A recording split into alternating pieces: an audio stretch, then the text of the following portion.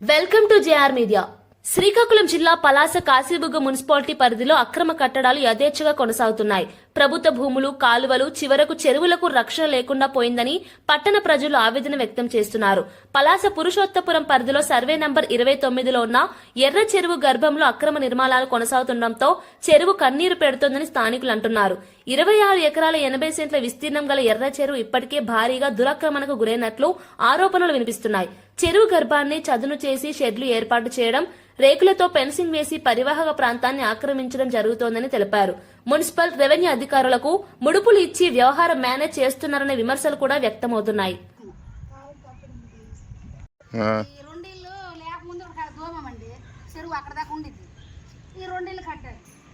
ఈ రెండేళ్ళు ఇలాగ ఇటు కట్టాము, ఇటు పోని మట్టేసినాం, ఇటు తోముతాం.